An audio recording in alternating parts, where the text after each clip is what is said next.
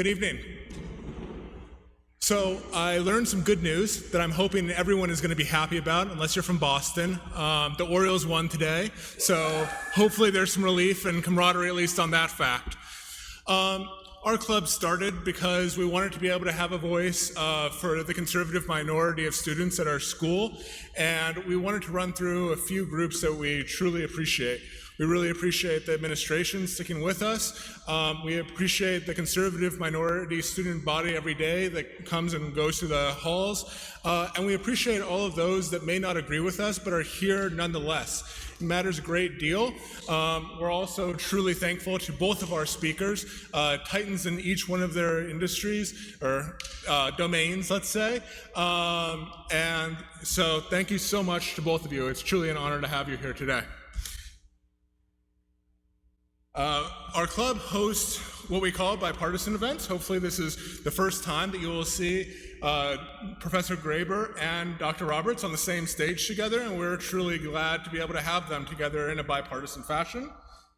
And we also host conservative events. Tomorrow we'll be having Ilya Shapiro speak on his book Lawless and doing a screening in the evening on October 8th. We've also invited different transition team members and have communicated with their chief of staffs, and they've expressed interest as well in coming. So we hope that tonight is an event that everybody looks upon fondly in terms of bringing people together, even if we have different political ideologies, and being able to see sort of the arguments, the validity in each one of the arguments that people are able to make. We hope that you guys choose to become a member, and that's about it for us. Oh, and the event is being recorded. We'll be putting it onto our YouTube. We think there's plenty of times on YouTube that you'll be able to see each one of these amazing gentlemen speak, but we're really happy to be able to see them speak together. Professor.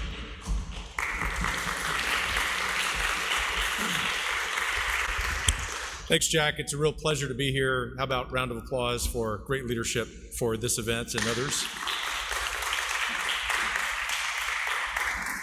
Professor, a real pleasure to be with you. Look forward to our conversation. And of course, for all of you, wherever you may be on the ideological spectrum, it's great to meet you, and I'm glad that you're here, because I'm here to proclaim at this institution that the greatest bastion of free speech and self-governance, the United States of America, is alive and well, and it is, in fact, the beginning of the golden age of America.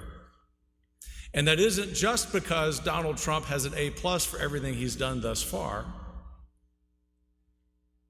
but also because, most importantly, the American people have drawn a red line in the sand and said, we've had enough.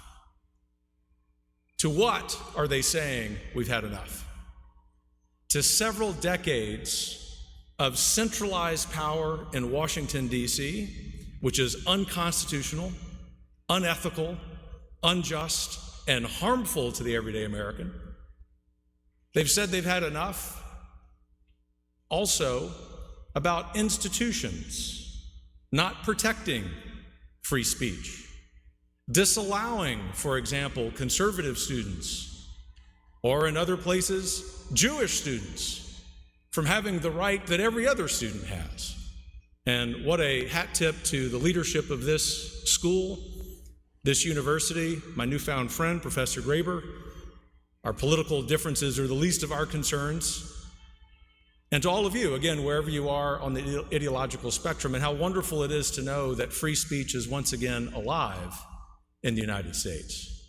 Because if you happen to be a politically conservative Christian teacher in Scotland who believes, wait for this revolutionary concept, that boys are boys and girls are girls, and you say that, you actually are put in jail. And he's had to come to the United States under an amnesty claim. This is what we're facing in the United States and across the West. And I would just submit to you, as I talk about in a recent book, although I'm not here to hawk the book, I was asked by Jack to say a little bit about its thesis, what this golden age of America is really about. It's about reclaiming institutions. Along my professional journey, once I left higher ed, I started a K through 12 Roman Catholic school.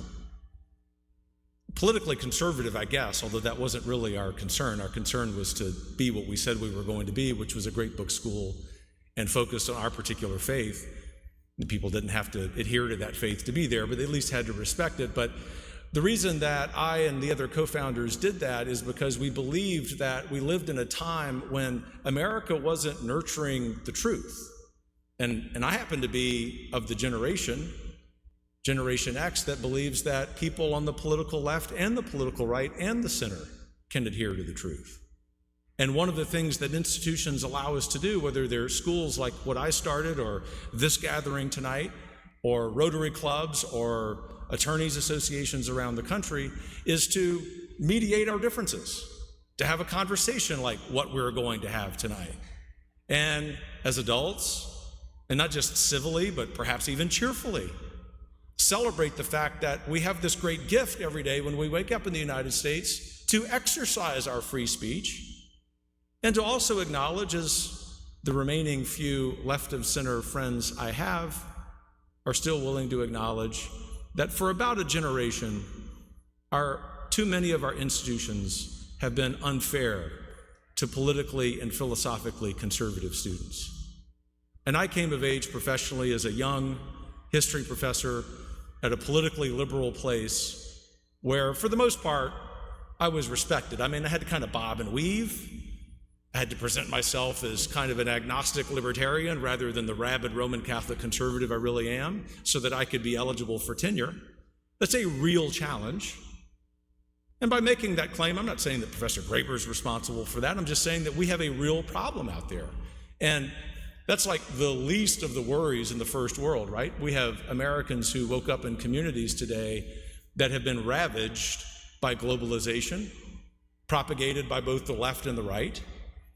This isn't, in other words, just a problem that's initiated by the political left. It's one that I think, to get to the thesis of my book, self-appointed elites in places like Brussels and Washington and New York have thrust upon us. And one of the ways we fix that isn't just through elections, as important as they are, but also through reclaiming institutions. And to recapture, as I argue in the book as an early American historian, the frontier spirit that has defined this country, that so transcends American politics, or at least it should.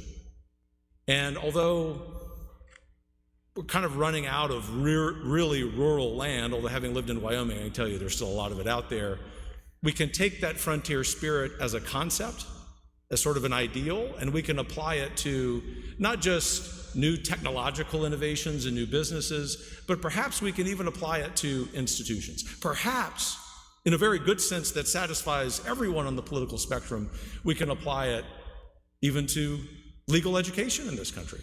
That's what one facet of America is. But also deploy this image, this metaphor, and that's the idea of a controlled burn. A controlled burn is a very literal, real thing, especially if you live in the Rocky Mountain West or in California, where the Forest Service, either the Federal Forest Service or the State Forest Service, is supposed to implement controlled burns, purposely setting a very small fire to burn the underbrush in a forest so that you do what? So that you prevent larger forest fires.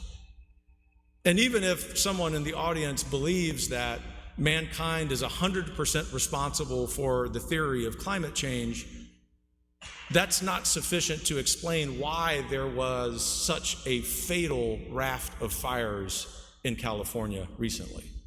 It's because government, both at the state and federal level, under both Democrat and Republican presidents, failed to implement controlled burns. At this point, you're wondering where I'm going with this, because we're supposed to talk about politics and probably have a disagreement. I take this concept of a controlled burn and I apply it to institutions, saying that a lot, if not most, of our institutions in American life are in need of regeneration, that for too long they have worked in close concert with the over-centralized power regimes in Washington and state capitals and Brussels. And part of revitalizing American life, whether in ravaged Rust Belt communities or in great cities like Baltimore or places in between, is doing what we're doing tonight. This also is institutional renewal, not because I'm here, but because you're willing to have this conversation with great leadership from your administration, obviously support from a faculty member, and of course, student leadership. And the most important thing that I want to convey to you tonight is to encourage you to keep doing that. Whatever your politics are, whoever you vote for, whoever you don't vote for, it does not matter to us at the Heritage Foundation. We are, of course, unabashedly conservative. We are nonpartisan. We often complain about Republicans as much as we complain about Democrats. But the point is that in order for our politics to be better, evenings like this, with the civil discourse which is about to ensue, must become more commonplace. Civility is not the unanimity of opinion. Civility is not the unanimity of opinion. It's actually the presence of vital, energetic discussion, at the end of which the interlocutors can shake hands, perhaps if they know each other well, can give each other a hug, and they can come back and do it again for what? The greatest thing that we work for, self-governance. It's a real honor to be with you, and I look forward to the conversation.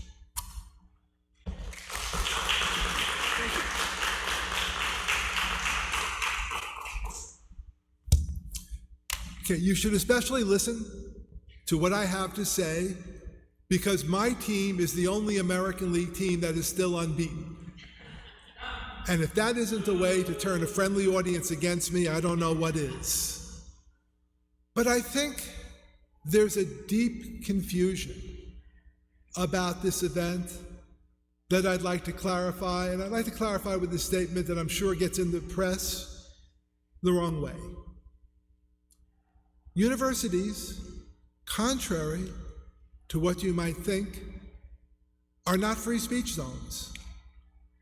Outside there, that's a free speech zone.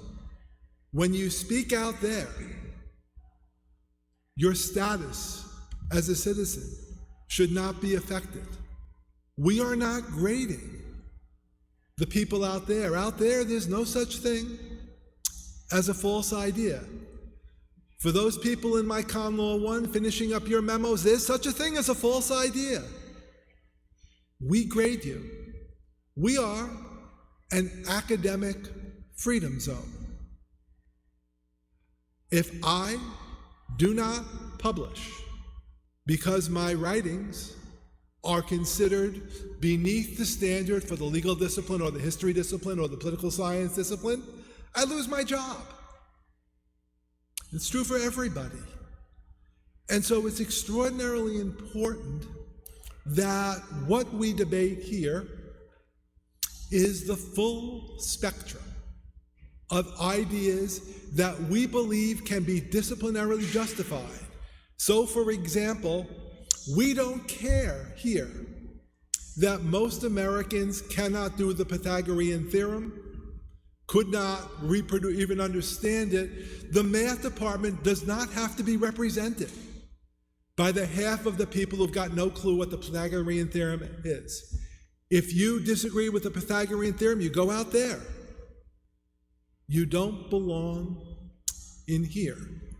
So it's very important that we don't care whether ideas are politically conservative, politically liberal. We care if they can be justified. To take something that came up, I'm not an expert in biology, so I can't tell you exactly what the gender rules are, but I can tell you our decision is not based on how people voted. But to the extent we have policies on what people can say about whether boys are boys and girls are girls, they should be based on the best evidence we could have, with an understanding that if people disagree, experts disagree, that should be reflected. But anything outside expert disagreement is not belong here. To give a simple example, 50 years ago, people who said homosexuality was an illness belonged to standing up here. Good many people who were experts who thought that. Now, from what I gather, no responsible expert in psychiatry believes that. Doesn't belong here. Still belongs outside. You can say a lot of things outside that you can't say in here because we are a discipline. We are not a free speech zone. So this gets into sort of federalism, and one of the features of federalism is there are an awful lot of views on federalism that meet disciplinary standards. To take something very simple, I did a search of state constitutions before the Constitutions was ratified in 1787. It turned out on my finding the states didn't know whether they were nations or states. They didn't know whether they were subnational units. So some people look at some evidence. There is some evidence they thought they were national units. You could reasonably say, aha, states qua states join the Union, they still have state sovereignty. There's other evidence, I think the stronger evidence, that they were not and did not consider themselves to be sovereign entities, and so there is no such thing on this view of states as sovereigns. Federalism is simply the government decides, it might be better to do things locally. But states have no rights, qua sovereign entities. But it's important to understand that the state of legal knowledge is that people can debate both sides of the questions. And so when a student takes the view that in fact Virginia is a sovereign state, they defend it well. They defend it, for example, pointing out that in the Virginia Constitution of 1776, Virginia actually describes itself as a country. They use that. That's an A answer. Someone says, it's interesting, Virginia in their Constitution never talked about the power to declare war. Any sovereign state would do so. It's not a sovereign state, that's also an A answer. If someone says Virginia is not a sovereign state because the Virginia Constitution was written in Greek, you can say that outside, but that's a wrong answer. It doesn't belong here. And I will tell you, as an academic, I've had pieces rejected for reasons I have regarded as unfair to the best of my knowledge. I have never met an academic who said, this piece was rejected by a journal and they got it right, it really stunk. There are all sorts of issues in the academy. In political science, I think it was overly quantitative. I had pieces rejected because it was insufficiently quantitative. I thought that was wrong. But a crucial feature of the United States that federalism tries to get at, but I don't think gets at well, is pluralism. Not pluralism, you're a Republican, I'm a Democrat, you're a Christian, I'm Jewish, you're black, I'm white. But pluralism, and that is, we have lots of different institutions, and to some extent, we allow those institutions to be self-governing because we don't want power in one sphere of life to so dominate everything else. I think it's captured by a wonderful expression, money can't buy you love. Money can buy you a yacht, but there are things money can buy, things money can't buy. There are things success in the academy can buy, things it can't buy. There are things success in politics can buy. Mr. Trump was elected. Now, whether it's the American people speaking in such a close election, we can have a debate about, but he won the election. And the one thing we can't debate, you can debate it outside, not in here, is that winning an election entitles you to do some things. What those things are, we can have a debate about, but it's some things. Gets to appoint Supreme Court justices. We all agree with that. But it shouldn't be winning an election gets you to tell what gets taught at a university. We have our own norms. Doesn't always happen the way I like it. the way you like it.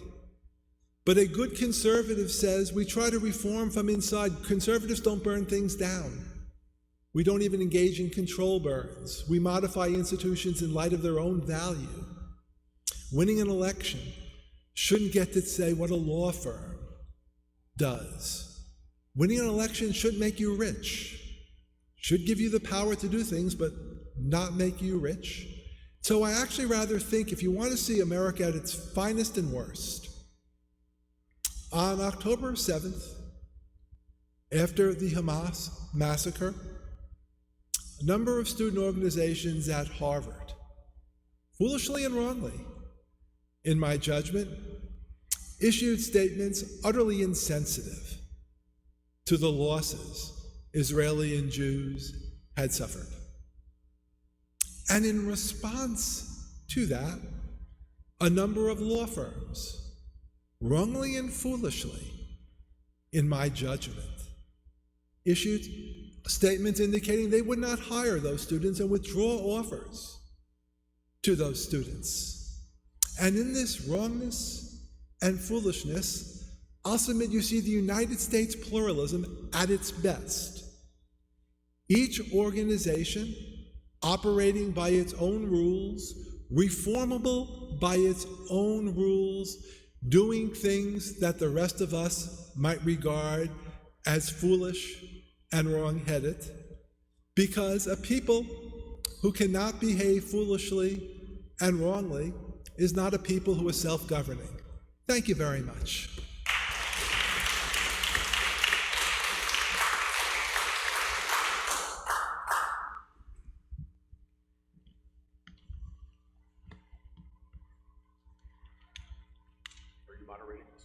I have no idea.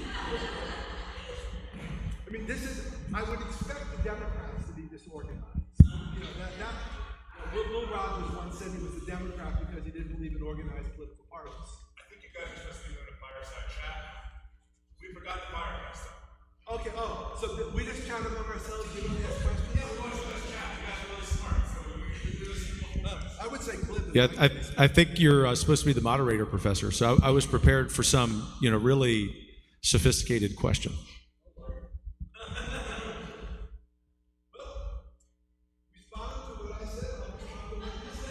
Sounds like a good place to start. Thanks for your comments. Two, I think we're probably interested in a civil disagreement, so I'll go there. The first is, you don't even have to have a first-grade education to tell the difference between a boy and a girl, just to state the obvious. It's astonishing to me that someone would say, as a member of the Supreme Court now says, with all due respect to her politically and personally, that you have to be an expert in biology to know what's apparent when a boy comes out of the womb and a girl comes out of the womb. And the consequences of that in public policy have been devastating for people who have undergone that industry's evils. Point number one, hopefully will elicit some disagreement, although it shouldn't. The second is the comment that elections should not allow, or election victory should not allow, basically what you're saying, President Trump to dictate what's taught in a university. I agree with that. But I'm curious, and I mean this not as a leading question, were you making the same argument under the Biden administration, under the Obama administration, under the Clinton administration, under the Carter administration, which actually used Title IV funds under the U.S. Department of Education increasingly to create what I call indoctrination, but if that's hyperbolic, put that word over there, philosophy and theories that actually are controversial inside the academy, but because, at least in my field of the humanities and the liberal arts, 97% of the tenured professors self-identify as being on the radical left.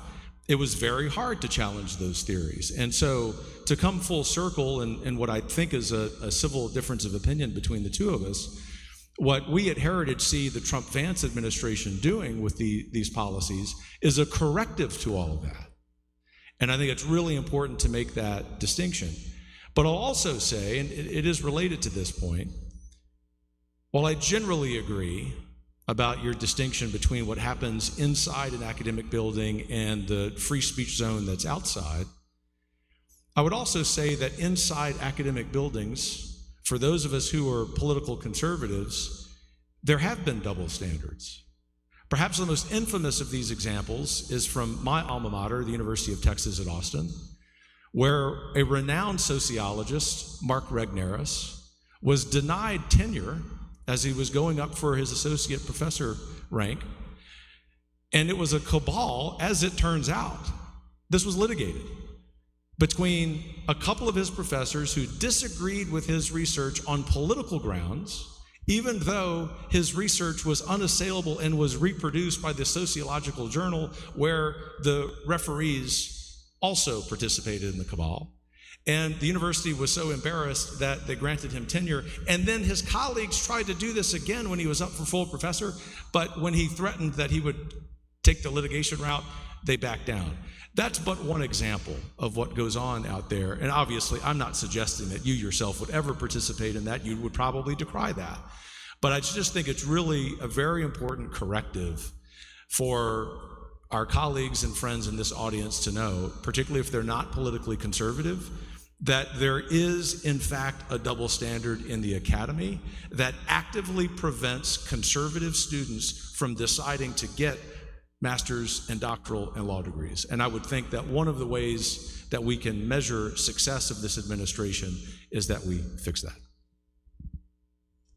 Well, thank you very, very much.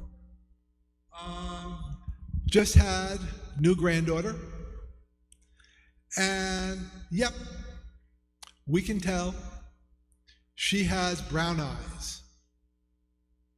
We can tell after a little while the difference between someone who has brown eyes and blue eyes. The question, of course, is, what do we make of it? What if there's an operation available or a procedure available where she can have blue eyes? And that would make her much happier. Should we do it? Should we organize our society around the difference between brown eyes and blue eyes? These are the questions that are the fundamental one, not that whether we can look at our baby's anatomy and say for 99.9% of them, give them a classification. The question is the social significance of the classification. And again, my research is on 19th century legal history. I'm fairly confident being married to a psychiatrist, what the research says on homosexuality. I don't know as well the research on other matters, other than my basic belief is that if something would make someone happy, I say let's do it. The radical left gets really overpopulated. Turns out, I went to Dartmouth College. It's one of those Ivy League schools. I can't tell you the politics of most of my professors. My undergraduate dissertation was supervised by a man named Willis Stoney. The only thing I knew about him was he was not of this world. And I think in some ways a good academic, and I try to be at times, not of this world. For the vast majority of academics I have known, our concern, well, his concern was the influence of Descartes on later 17th century philosophers. That was what his life was about. It's what a lot of our lives was about. I have another friend. He's a prominent academic. He's considered to be the world's leading geometer. He's concerned with the shape of space. Now, it's true at Dartmouth College, there were 3 radical leftish professors, not law professors, and by the way, 2 professors on the far right. And if you looked at the student newspapers, they were the only professors on campus because they were the only ones doing things that sort of made the news that other people wanted to read. For some reason, I've never been able to explain it. The newspapers weren't interested in Descartes' influence on 17th century philosophers. As far as tenure reviews, I have no doubt there are unjust tenure reviews. I've been involved in them. As you said, I'm actually a fairly major player in political science, and I do believe politics gets involved. Sometimes there's a tenure review where I believe they didn't want a woman. They didn't want a woman of this kind. They didn't want someone who didn't do statistics. They didn't want someone who was too upfront about politics of abortion. Both ways. As I've said, this is not, if you want perfection, you're in the wrong place. The Appointments Committee all the time makes decisions I think are wrong-headed. They hired me. That means they're not perfect. But again, if you look at the overall data rather than anecdotes, there are a great many people out there who are unfair, and they all believe it is unfair. But in the long run, I think we do decide, imperfectly, but the best we can, on disciplinary standards. We are bound by disciplinary standards, and when we don't use them, we can be overturned. The response, just to maybe not to litigate points we've covered, although the equating eye color to biological sex is not persuasive, I would say politely. But I'll move on from that and come back to the academy. But by the way, on that, Professor, I would encourage you maybe to look at the powerful testimony of a young lady named Chloe Cole, who was victimized by the so-called transition industry and decided that she would become, as she describes it, a detransitioner. And the psychological devastation that she described in the United States Congress a couple of times over the last year, I find very persuasive, especially when examined in conjunction with a growing body of scientific evidence that's now allowed to be out in the public domain. Why? Because of federal and state policy change that's actually allowing for the scientific method to be exercised in our universities. On the point of universities, and perhaps to engage the audience in some conversation here, we might be interested, intrigued, concerned by what the Trump-Vance administration is doing with the U.S. Department of Education. I will say, to make a claim that might generate a discussion, that the Heritage Foundation has been supportive of ending the U.S. Department of Education since the very second President Carter signed the bill forming it. And I will tell you that what the Heritage Foundation predicted in 1979 has become true. That the federal government would accrue all of this power over education, it would centralize this power, and even if someone thinks that's okay, it would be, at the very least, a very inefficient way of using those resources, the American taxpayers' money, on education. And in fact, that's borne out because over the last 45 years, the U.S. Department of Education's aggregate budgets have been about almost $2 trillion, about $1.8 trillion, and 25% of that budget has gone to instructional costs. So the administrative bloat, no disrespect to administrators who may be sitting in here, it's not a personal comment, the administrative bloat that we've seen in K-12 and universities comes from this, and this, what I call indoctrination, you call curriculum in our previous exchange, also comes from this. And this corrective that we're seeing of downsizing the federal government, eliminating the U.S. Department of Education, which I will also say will require a couple of acts of Congress, is good for education. Our friends on the center left see that as a real problem educationally. We at Heritage see it as something that's going to benefit education from the standpoint of children or from the standpoint of university students.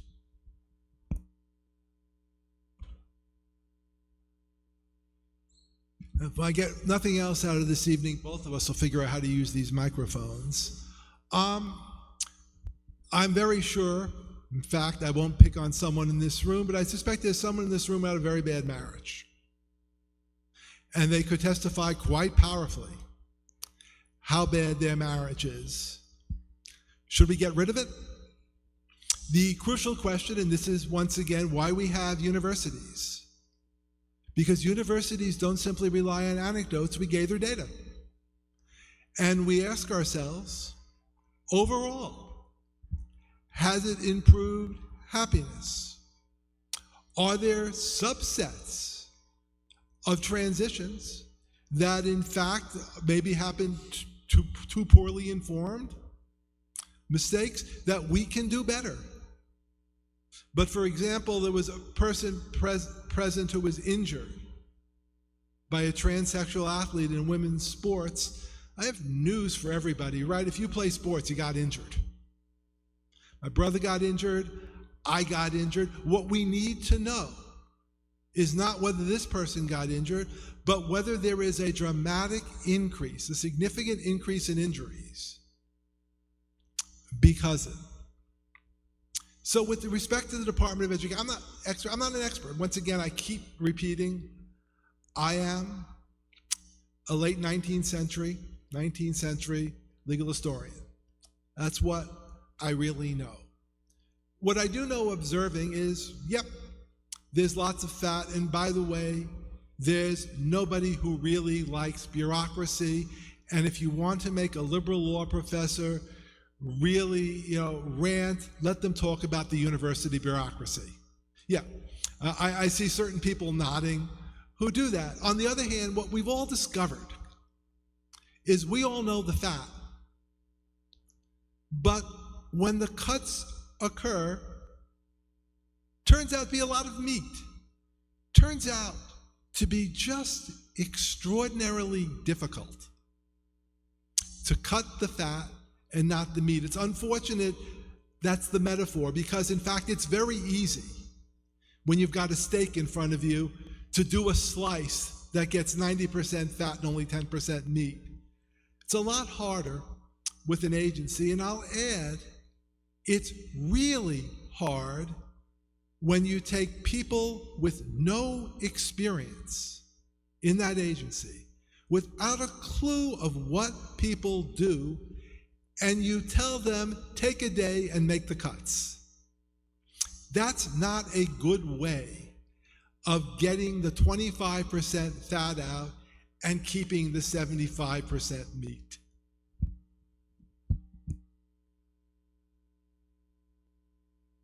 Well, to go in reverse order of your comments, the people who are implementing the wonderful cuts thus far to the federal government are implementing a plan which has included the kind of scientific academic quality analysis that it sounds like you honor inside the academy. And so I actually think that you would be a fan, a proponent of that kind of really in-depth research on improving the very missions of these entities. Just to hang on that point for a moment, Professor, in the U.S. Department of Education, there are, depending on your perspective, 37 sub-agencies that do the same thing. And so, as to make a second point, this is a steak that really isn't a steak. Maybe there's like 5% protein and 95% fat. But to your point about the anecdotes of Chloe Cole, fair on using anecdotes. I use it as an illustration, but your point about emphasizing data is something obviously the head of a think tank would agree with. And to that point, the two segments of the American population with the highest suicide rates are Afghani and Iraqi war veterans, a huge crisis, obviously bipartisan concern, and men and women who've gone through sex transition surgery. There's other data that we could point you to through Heritage Research. If you're curious, you could go there, heritage.org. There's a lot more than the anecdote. But I'll also say, on the point of the administrative state, going back to how I opened this evening, the problem with the growth of the administrative state is not something esoteric. It's not even so much something specific like the U.S. Department of Education. It's something that is philosophical, or I'd even say maybe even mental, intellectual about how we conceive of our freedom. And it's why that at Heritage we emphasize institutions so much. Increasingly over the last 50 or 75 years, I would argue, starting really with Woodrow Wilson's administration in the early 1920s, there's been a slow, steady growth of government that's accelerated a few times in the last 50 years under both Republicans and Democrats. And as it has done that, the power of the federal and state governments has really undermined what we ought to be doing locally, individually, in associations, in our communities, whether it's liberal or whether it's conservative. And the project that we're involved in now, the large project of revitalizing this republic, I think is really focused on that. And I come at that, not surprisingly, as a Burkean conservative. I want the little platoons of society to be running society. There's a place for government. Heritage is conservative, not libertarian. But I'm a little flummoxed that more center-left people aren't in favor of that, because it seems as if Burke's claim about the little platoons of society being good for the common good remains applicable to today. And we may quibble, heck, we may even argue over what's the fad and what's the meat. Just having that argument in American politics would be good. But in order to get to just that, I think we really have to have a national debate over multiple election cycles about the proper role of government. And it really does go to the excellent point that you made to sum up here, and that is revitalizing federalism. So much of what's going on in DC is right-sizing the federal government and giving that power and those funds back to the states so that can happen. Where it's appropriate, say the appropriate civil rights functions of the Department of Education can be handled by the Department of Justice, but that doesn't mean the Department of Education has to exist. This is why at Heritage we're very excited about what's going on, happen to be excited about some other things, but that particular part of it I think is the real bullseye of this project that will have very positive long-term consequences. Before we open it up, I think, to all of you, the time. The first thing is, one of the features we know is African Americans are more vulnerable to high blood pressure than others. Is this a feature of African Americans, or is this a feature of the society they live in that makes them more stressed? We need to do a control experiment. I propose it. Let's try 50 years of social acceptance for people of transsexuals and see what the suicide rate is. My prediction is it will go down. There's a contradiction here in Burke, and when Burke actually believes in big government, he also believes in the little platoons. It's nothing to do with federalism. States are not little platoons.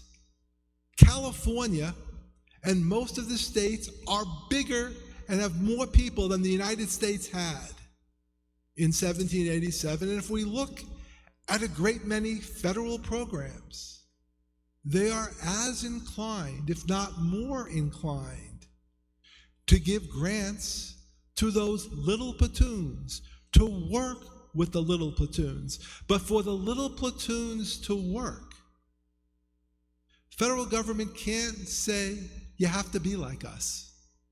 We all have to have the same values.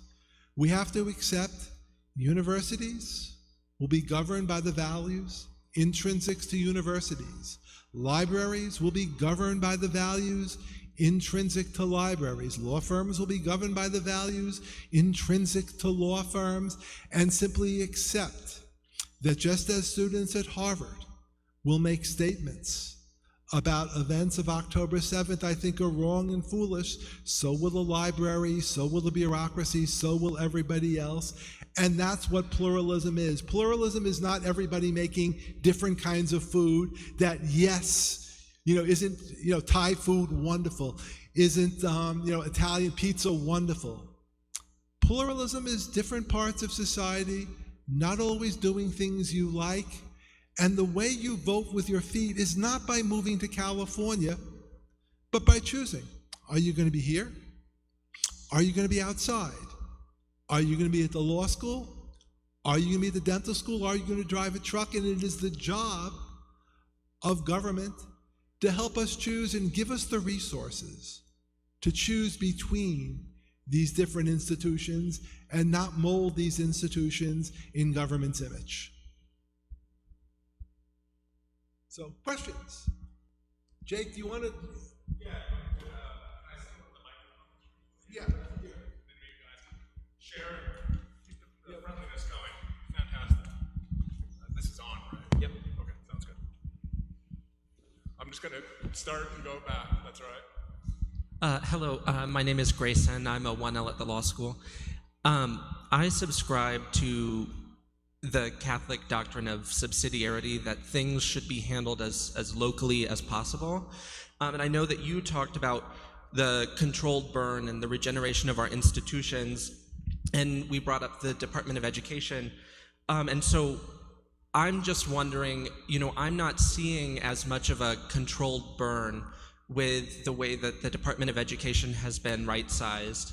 I did a master's degree in higher education, and a lot of my peers and colleagues do research in education. And one of the Department of Education's jobs is to record national data from all of the schools across the United States. And, I think that that's something that can't be handled by the states individually. California can't assess an Arkansas school's performance. And this has been around since 1867, when President Andrew Jackson created the Department of Education's precursor. So, I guess, could you speak a little about how this controlled burn is ensuring that we're not actually dismantling these things that have been around for a long time and that are essential parts of a national government? Yeah, thanks for the thoughtful question. And I too subscribe to the doctrine of subsidiarity, which is why I'm also really fond of Burke's little platoons. And just as a clarification, Professor, I wasn't saying that states are the little platoons. I was saying that we can have little platoons, local government, state governments, federal government. But that aside, to the great question, the controlled burn metaphor, and of course I mean that figuratively as it relates to human institutions, mostly is going to happen from individuals like you and me and people in this room and whatever institutions we care about. And for those who share our politics at Heritage, there's a concern particularly about educational institutions. And so one example of how that might happen is, rather than work on the inside of an existing K through 12 Catholic school where I was living, I built a new one that was focused on a great books education that took no state money and has done very well. That doesn't mean that has to be the only model, but probably something the professor and I agree heartily about is the healthy competition that exists there on every level, and it looks like you do as well. You get the point. But to your excellent point about what Russell Kirk would call the principle of prudence, that when conservatives are in power, when we're governing, which we are now, and we're making change, we must not forget the principle of prudence, which is to make sure that that change happens not at lightning speed in one particular arena, but steadily.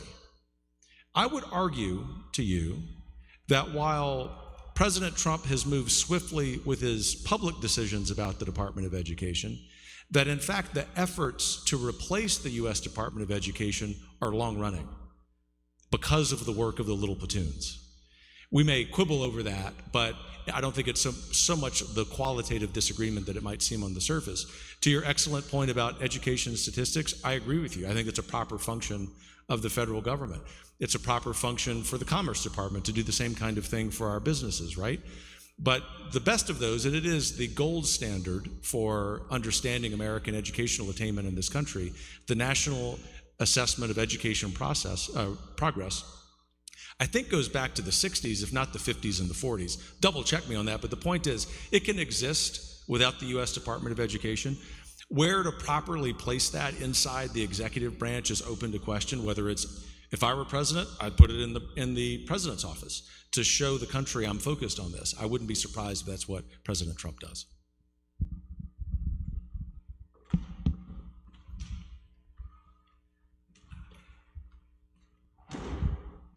First off, thank you both for coming. I prepared a question, so I'm going to read that off. I'm an American citizen, so I feel secure in asking this question. What chilling effect do you expect on free speech, given that non-citizens are being detained to be deported for their speech? Thank you. Could you repeat that question more slowly? I have allergies and one ear is not functioning. Absolutely, I was a little excited. So I'm an American citizen. I feel secure in asking this question. What chilling effect do you expect on free speech, given that non-citizens are being detained to be deported for that speech, for their free speech? Thank you. Thanks for the question. I think there will be much greater free speech than there was under the previous administration, which not only allowed 21 million people to commit a crime when they crossed the border illegally. Nothing against them as human persons, obviously. We're created in the image and likeness of God all. But they did break the law. And for those of us, even at seemingly influential, powerful institutions like the Heritage Foundation, there were multiple attempts to silence our work, multiple attempts, not just attempts, but successful attempts to silence the free speech of Americans on the matter of illegal immigration. And so the substance of your point is well taken. We need to make sure that we're following the law. But as it relates to free speech, I actually think that this will be a boon to it, because we're actually doing what the Constitution requires, which is to have an immigration system that only allows people to come in here legally. And if they're here illegally, they ought not be. Professor Graber. The question, I think, was free speech, not immigration. And we have incidents. Someone writes an editorial in the student newspaper. The editorial does not call for violence, doesn't even explicitly call for one Palestinian state, though it's a fair inference there. And suddenly, masked men kidnap this student.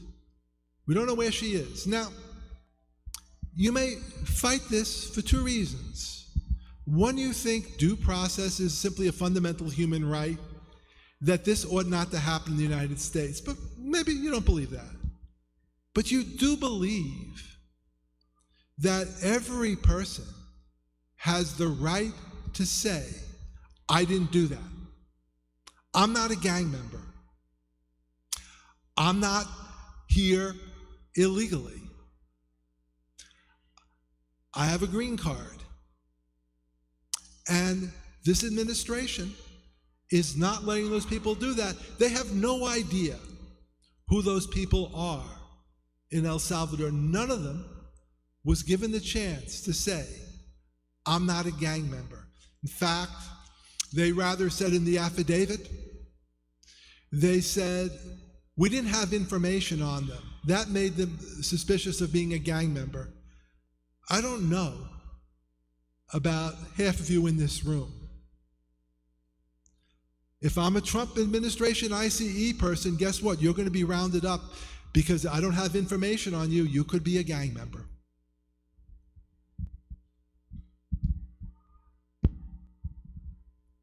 Professor Graber, this is for you. One of the things that you mentioned early in your talk was that law schools and the academy in general is not a place for free speech. It is a place for true speech, or something to that effect. This sort of stuck with me because I have to disagree with your characterization of what constitutes factual or true speech. Because, to illustrate using an example, when I was a 1L here, taking con law, not with you, our final exam, part of it was to analyze a fake gun control bill. Now, this fake gun control bill was one that our professor had spoken about in class as essentially his baby. This was his idea. This was his how we're going to fix America. And we had to analyze it from a Second Amendment, or under the Second Amendment and the 14th Amendment. Now, could a student have written a response saying this is not constitutional? Sure, obviously they could have. They could write whatever they want. But don't you believe that since we're all trying to get good grades, everybody wrote saying what a great bill this was, it's so smart, obviously it's constitutional? I know I did. I disagreed with it entirely on principle, but I knew that if I wrote that it was unconstitutional, I would be graded far more harshly. Now, this is not just a thing that happens to me. When the academy is, I don't know what the exact statistic is, but it's something like 80-20 liberal conservative. I think at Maryland it might be closer to 85-15, 90-10, something like that. It becomes much more difficult for that minority, that conservative view, to be considered truthful, because it's simply by, the dint of personal bias looked at more harshly. Whereas liberal views are looked at much more kindly. And as that iterates year after year after year after year, you have 100 publications in journals and whatnot articulating the liberal view, and 10 or 20 or however many articulating the conservative view. Well, at what point does the conservative view simply no longer become factual because now it's not held by serious thinkers anymore?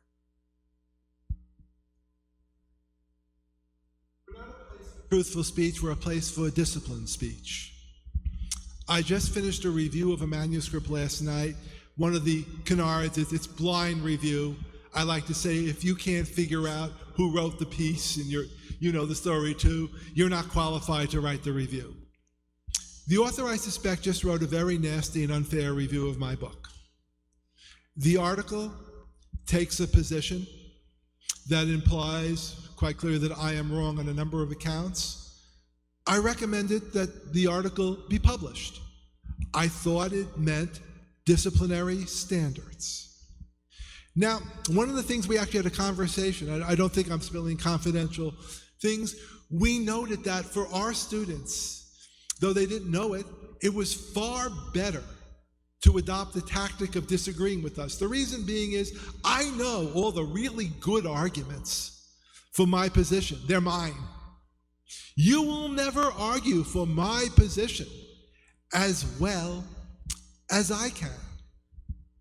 But if you argue for a different position, there's almost in me a little break. Yeah, this argument wasn't perfect, but that's because this position isn't perfect.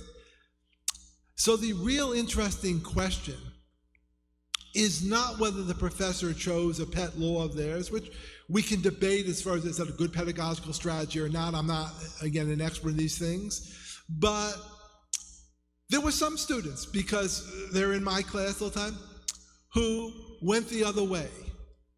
What was the grade distribution like? And again, we have to understand, we don't grade things. We don't agree to publish things on whether they're conservative or liberal. Most of the stuff we do is extraordinarily hard to classify. The thesis of this paper, by the way, was, when did Reconstruction really end? In 1876 or 1892. Is that liberal or conservative? Darned if I know. What we have to say is not whether this is liberal or conservative, but does this meet disciplinary standards? If the argument talks about matters of biology, of mental states, is it consistent with what is known in those fields? So it doesn't help me at all to say there are more articles saying the world is round than the world is flat. There's some bias against the world is flat. What I need to know is the reason for that there are more articles the world is round, because in fact the world is round, or is there some bias, and is this sort of the natural bias? Because again, we are imperfect, and again, every professor here who's got an article rejected says that was wrong, it was biased.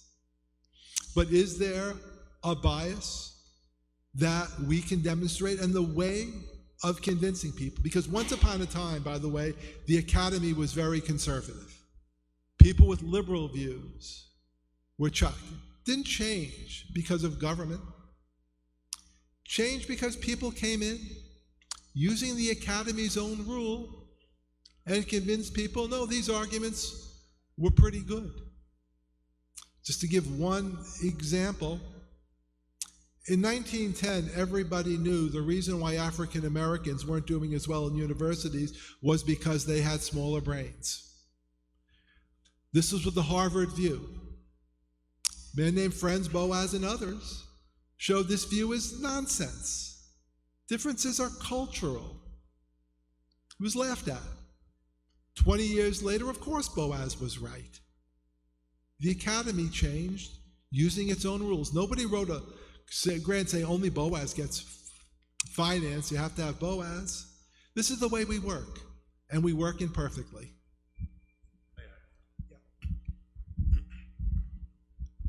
Thanks, Professor Graber, and thanks for the good question. Within what you call imperfection is a systemic, widespread, 100-year progression to silence conservative voices. And whether you are a student, but especially if you're a professor, you darn well better play the game if you want to stay in the field. Perhaps that's different here. I will also say my newfound friend is a special breed, someone who I don't think necessarily describes himself as center-left. He describes himself as a Whig, which I rather like. I don't know many professors in any field with politics that are not on the right, that are as fair and kind to students with dissenting voices as Professor Graber. And I can give you anecdote after anecdote, but the good thing is there are studies by the great organization FIRE, which is really a libertarian organization. It is as friendly to the left as it is to the right. And 95% of the cases of persecution, unfair treatment of students and professors are for those who espouse beliefs on the right. We've got something to fix here, and in the spirit of agreeing where we can, I would say I would agree with the professor's aspiration that the academy be what he's described, but it's woefully not right now, and it's a place that actually, in most institutions in academia, actively roots out the scientific method, at the root of which is questioning the hypothesis until you get the conclusion airtight. And they deny it. They deny it in every field, and they've done so for 75 years. That's why we have to use federal public policy to fix it. This is going to sound like a gotcha question, but it is something about which I am genuinely curious. During the presidential campaign, President Trump said that reports of Project 2025's demise would be greatly welcomed, and that some of its ideas were ridiculous and abysmal. In light of that, why is it legitimate for President Trump to implement the ideas expressed in Project 2025? I've never heard of this project of which you speak. Just kidding. Funny. That was a test to see if it was a gotcha question. I specialize in taking gotcha questions, so let her rip.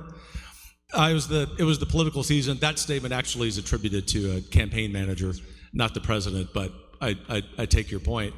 It was the political season, and heritage exists in the policymaking season. I'll let the political consultants talk about how and why they need to win campaigns, but since 1980, we have built transition projects. This is the best one we've ever done on scale, with 110 other conservative groups. We had a goal of not just writing all of the policies that we would recommend to any president. Just so happens right now, presidents on the political right listen to us a little bit more. But in addition to that, we built a personnel database for which we wanted to get 10,000 resumes, train those people for the positions so they would know what they're doing.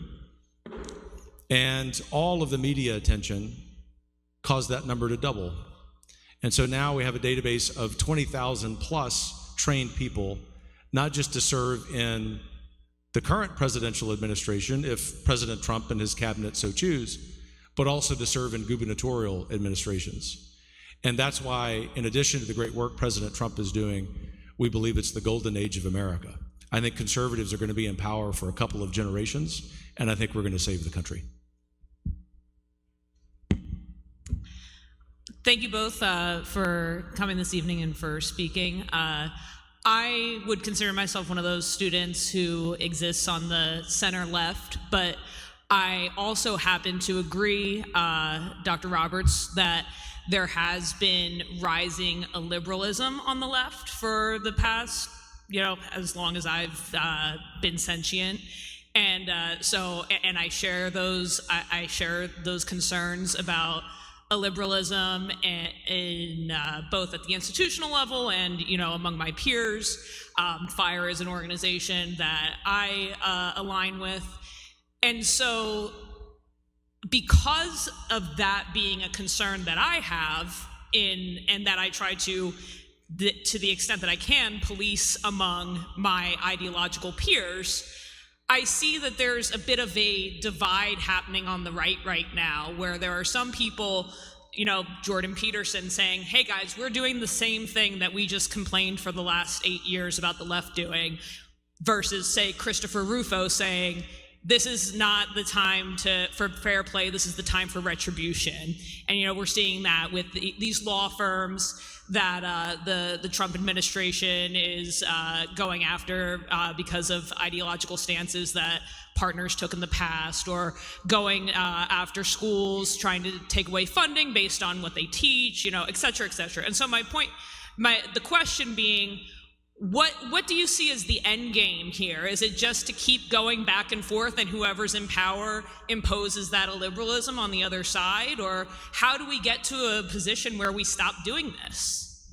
In a lot of ways, that's the question, or one of the questions. I think for all of us as Americans, I'm grateful for all the questions. And we at Heritage, we spend a lot of time on all of these, but this one right now, because we are such a well-known institution on the right, is one that we're dealing with on a daily basis. And so I particularly appreciate your question, especially given your political perspective. Bottom line up front, we do what we do at Heritage for revitalizing self-governance, not for retribution. But the second point, and this sounds like it might be a quibble, a friendly one between the two of us, the couple of examples that you mentioned, we don't say would be retribution. I think there are real questions, ethical questions, about the legal contracts that have been canceled. Good, reasonable friends may disagree, but that's our position, that it's not retribution. On the matter of Department of Education, while I acknowledge that someone on the center left may see these changes as retribution, I can tell you from someone who loves education and only went to public schools as a poor kid growing up on the Gulf Coast, that it really is about revitalizing what once was a great American curriculum. Perhaps the lesson here is that those of us on the right need to be communicating that more effectively, better. But I just want to, maybe give you a little gentle encouragement that at least in those examples, we don't see it as such.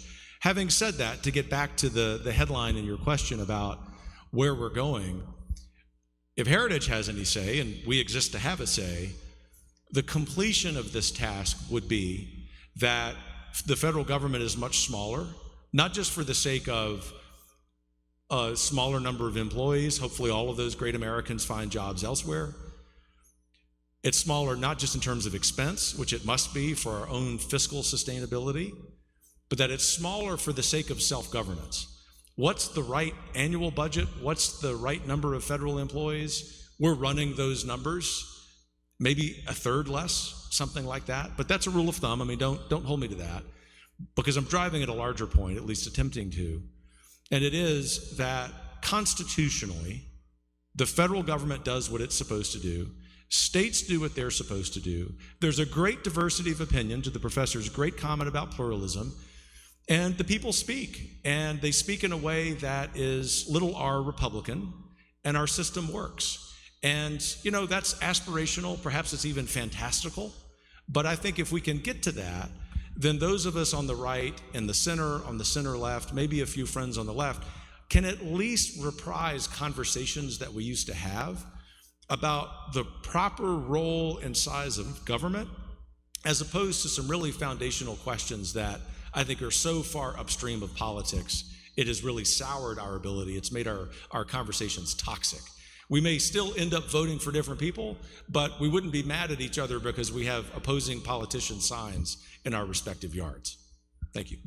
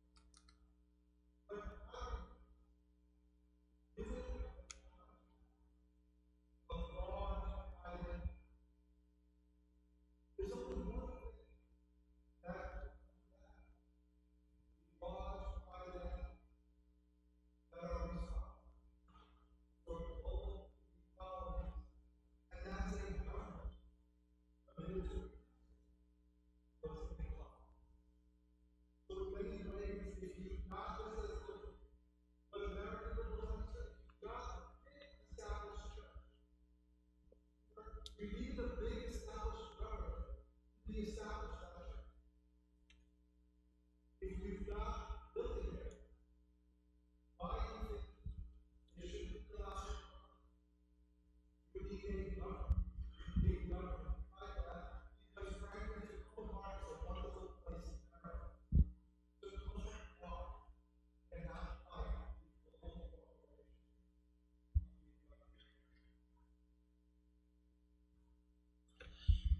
Hi, Dr. Roberts. I wanted to thank you and Professor Graber for this event. I also wanted to thank Jake. He's done a fantastic job being a conservative voice at our school. I am one of those radical leftists that Amy has tried to police, I think were her words, but I think you're a crazy fascist, so we're even. That's fine. You have said you are giving President Trump an A+ for everything he's done so far. He has, in my view, destroyed a good bit of American power as a global hegemon, and he has detained people without due process and shipped them off to one of the most dangerous prisons in the world. He has threatened our relationship with Canada, and he has made queer people in this country less safe. A big part of that is viewing, in my view, is you viewing undesirables as second-class citizens, not citizens, as second-class people. How are you and I supposed to maintain a civil discussion when we fundamentally disagree on what a person is? Thank you. Thanks for being here. Thanks for the question. I'll be succinct, but in that succinctness is nothing other than friendliness. We're having a civil discussion, so I'm really glad that you're here, so it's possible. And before I get to the substance of your claims, I would say that a lot of it has to do with style, which is merely being willing to sit down with each other and talk about these things. And sometimes that's in the form of thoughtful questions like yours. As I encourage colleagues, especially younger colleagues at Heritage, make sure when you're having a conversation with someone on the opposite side politically, that when you're asking questions, they're not leading. They're actually from a spot of intellectual curiosity so that we can understand. And I have found, having been, in a couple of universities, what seemed to be the lone conservative in a sea of liberals, that served me well, and I think my friends would say it served them well. But here's the succinctness, and I mean no disrespect this way. I reject all your claims. I disagree with everything you said. Every single one of them. Take the 272 in El Salvador. They are members of Tren de Aragua. They should be there. So we can do this, right? But you're a very friendly guy, I could tell. I think we've tried to find something we agree on, and I don't mean the following example to be silly. I really do mean it. It could be some cuisine that we like both to cook. It could be a sports team that we both like. I've got a long time, very liberal friend from Austin, and in addition to that person just being a great person, as I'm sure you are, we share a love for Texas Longhorn football. And so when we start getting into that realm where the friendship might be a little tense because it's the political season, we talk about that. And so that would be my answer to your question. I mean that very seriously. It doesn't mean that in the first or second conversation we're going to agree, nor does it mean that we have to in order to respect one another.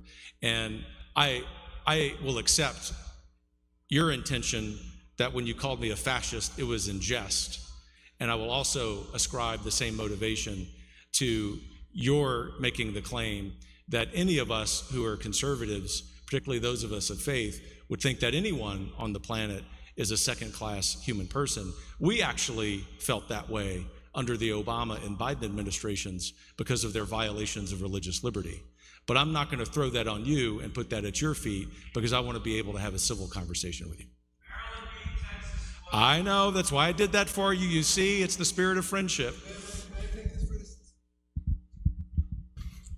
When Donald Trump Donald Trump was elected, I heard a great many young people say, I can't go home. I can't face my Uncle Jeff and my Aunt Cynthia who voted for Trump. And I want to say, darn, you need to go home. Because I'm not going to be able to convince your Uncle Jeff and Aunt Cynthia that they were wrong, but you have the relationship with them that you might be able to do it. You might be able to convince Uncle Jeff and Aunt Cynthia to read Brian Leiter's law reports and see, wow, it's not just liberals who are moving up in the world. Indeed, most of the people moving up in the world is as I described. They've got a theory of patent law that says eggshells really matter. You don't know. You might be able to convince your uncle and aunt to read the government's own declaration with the people shipped to El Salvador. And you'll see the government doesn't know they're a member, but I can't do that. But you might be. And this is why, in some ways, I'm here, is to make arguments. And when you make arguments, guess what? Aunt Cynthia and Uncle Ed are going to want to make arguments of their own. And you've got to allow them to do that, and you have to take the risk. Who knows? They might convince someone. But what has both of us here in common is we believe our arguments are right. We believe the other one is wrong, and we are confident that if both of us are up here making our arguments in our own way, we will be right. But the one thing I hope every progressive gets out of tonight, I had one of my fraternity buddies is Mr. Christian Wright in Virginia. And I wanted to bring him here for you to see. He has views I think are wrong, but he is bright. He is articulate. Do not walk into a courtroom unprepared. Do not walk into a political event unprepared, because the other side may be wrong, but there are bright people, there are articulate people, and you are here to get the preparation to deal with that. Thank you so much to both of you. I'm really glad that we're able to talk about so many topics. Although we originally only thought we were going to be able to touch on federalism, it's great to be able to hear many other agreements and disagreements. I do want to jump in on the last question, though, if it's all right, and say, Max, you're not a radical left, because if you were, you wouldn't be here. And my friend here, I'm going to say that, he's not a fascist, because if he was, he wouldn't be here either. So although you have very different views, and I respect both of you having those views, I also have a respect for everyone that's here tonight and who is able to take place in this. I think it's absolutely vital for academia to have a large Overton window, and I am really glad that at least we can agree on that, if nothing else. We do a raffle here, and I was hoping you might be able to draw 3 tickets, and we have a gift for you for coming and speaking. Thank you. So, Tickets first. yeah, sounds good. These are for signed books. Do with them as you please. What number does Max have? I don't know. There too. Let's see. We got a 901, 910. Max got a book too. And 903. Awesome. There you go. Thank you so much for coming, everyone. Thank you, sir. Thank you. I really appreciate it. Thank you so much.